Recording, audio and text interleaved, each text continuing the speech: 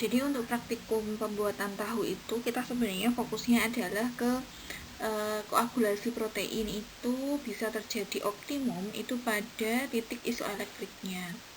Nah, bagi teman-teman yang setelah membaca penjelasan ini kok masih belum paham juga terkait dengan titik isoelektrik itu apa dan juga Zwitter ion itu apa, bisa langsung tuh klik di bagian link YouTube di slide ini ya. Silahkan. Nah, kan kalian sudah nonton dari video YouTube yang sudah ada ya, sudah paham betul bahwa untuk penentuan titik isoelektrik dari suatu protein itu sangat bergantung dari susunan asam amino yang ada di dalam kacang kedelai itu sendiri gitu sebagai bahan baku pembuatan tahunya itu, sehingga bisa jadi kalau kacang kedelainya berbeda tentunya akan memiliki titik isoelektriknya juga berbeda begitu. Nah, jadi tidak bisa disamakan apalagi nanti kalau kalian praktek di rumah sendiri-sendiri gitu ya.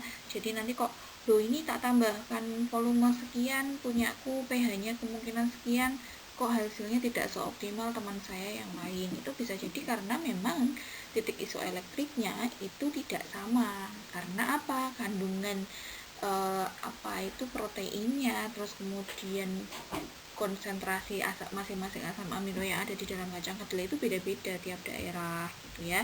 Tapi secara garis besar titik isoelektrik yang optimal untuk tahu atau bahan dasar dari kacang kedelai itu sekitar rentang antara 4,2 sampai 4,5 gitu. Jadi itu dari hasil kajian penelitian segitu gitu loh. Cuman bisa jadi berbeda tergantung dari hasil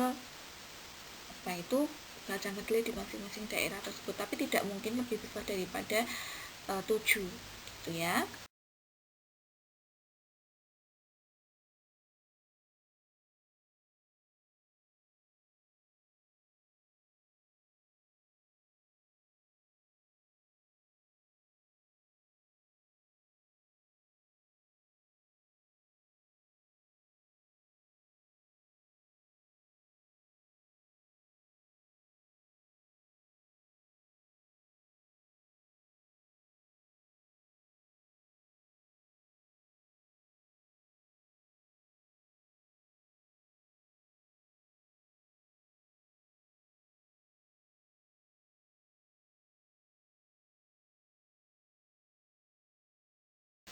Nah, ini adalah cara kerja yang ada di petunjuk praktikumnya di halaman 23. Teman-teman bisa buka sendiri. Nah, yang mau saya garis bawahi adalah tidak usah mengikuti petunjuk yang ada di dalam petunjuk praktikumnya. Jadi kita modifikasi sendiri karena kemungkinan besar teman-teman nanti praktek yang untuk pembuatan tahu ini adalah di rumah masing-masing.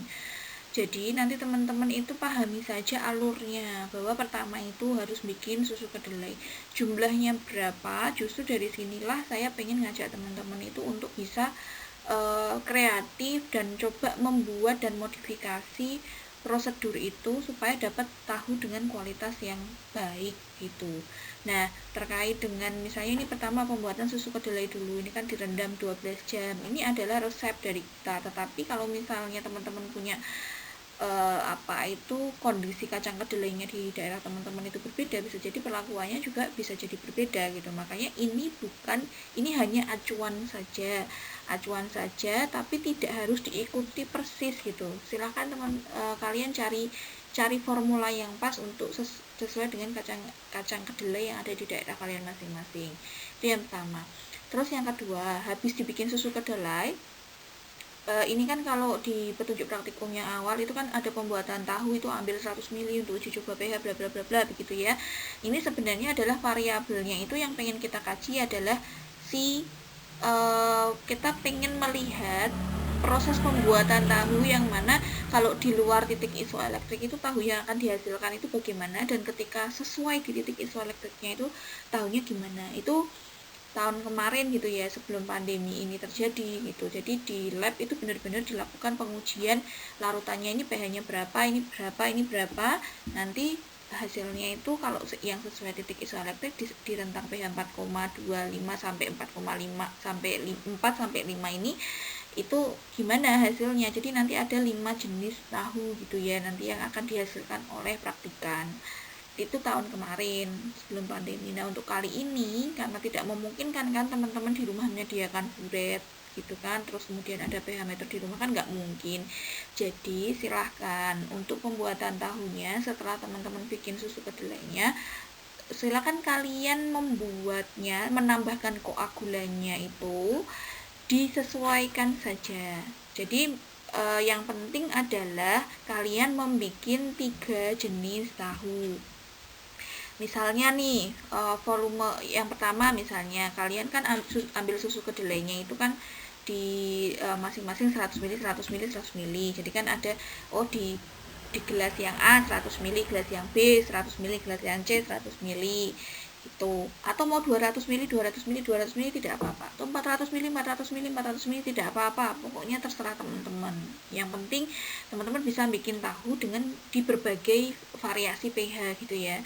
Nah, untuk memvariasi pH-nya pakai apa? Nah, kita sudah belajar bahwa ada yang namanya koagulan yang perlu ditambahkan di dalam susu kedelai kalau kita mau bikin tahu. Lah koagulannya itu menentukan dari pH-nya. Kalau koagulannya asam asetat misalnya di rumah Bu saya nggak punya asam asetat, asam cuka, beli yang cuka adiksi aja itu loh yang biasa itu. Terus atau misalnya nggak punya lagi, boleh pakai jeruk nipis. Atau di daerah kalian ada jenis asam yang lain yang di daerah kalian yang memang khas gitu, misalnya yang rumahnya Demak punya belimbing wuluh, boleh. Atau bisa misalnya kalian, Bu saya mau bikin variasinya nggak pakai variasi pH tapi variasi koagulan, jadi nanti saya bikin tahunya itu yang pakai beaker glass yang pertama, tahu yang pertama 200 ml yang pertama itu saya pakai koagulannya adalah cuka. Koagulan yang kedua saya mau nyoba pakai jeruk nipis. Koagulan yang ketiga saya coba pakai belimbing wulo. Nanti saya mau bandingkan nih dengan jumlah volume yang sama tapi senyawa koagulannya yang berbeda, itu hasil tahunya gimana, itu juga boleh gitu ya. Pokoknya yang penting bisa dilaksanakan dan teman-teman itu bisa membuat resep sendiri gitu. Untuk tahunnya nanti ini kan ada beaker 1, 2, 3, 4, 5. Kita rubah aja ya, enggak perlu sampai 5, cukup 3 aja ya. Jadi cukup 3 aja, enggak usah sampai 5. Tapi nanti volume susu kedelainya yang kita tingkatkan. Jadi masing-masing nanti susu kedelainya 200-an gitu ya. 200 ml untuk yang beaker pertama atau gelas yang pertama, gelas kedua nanti 200 ml juga, yang beaker ketiga 200 ml. Bu saya nggak punya ukuran Bu di rumah gitu ya, boleh pakai ini apa itu gelas minum kalian lah, gelas belimbing yang kecil gitu, kira-kira ya 1 gelas belimbing gitu, atau 1 gelas yang kecil itu. Atau misalnya kalau enggak ya misalnya separuhnya. Yang penting pokoknya dari 3 gelas itu volumenya tuh sama. Kalau kalian mau pakai ukuran standar Waskom gelas ya pakai gelas lah yang sama, gelas 1, gelas 2, gelas 3 itu jumlah. Nah, ini adalah data pengamatan yang ada di petunjuk praktikum. Berarti karena kita nanti prakteknya di rumah, teman-teman nanti diganti saja kolom pH-nya ini. Kolom pH-nya langsung diganti saja, tidak usah diadakan, dihapus pH-nya. Terus kemudian cukup ini aja, volume asam asetat. Itu mililiter yang dibutuhkan, tidak perlu diukur. Cuma kasih keterangan aja, 1 sendok makan, 2 sendok makan, 3 sendok makan. Nanti gram-gram tahu yang dihasilkan ini kalau kalian di rumah tidak ada timbangan, ya boleh pakai kualitas tahu yang dihasilkan. Jadi bagian masa tahu yang dihasilkan itu diganti pakai ini kualitas tahu yang dihasilkan gitu. Itu boleh, silahkan gitu ya. Jadi kolom pH-nya dihapus.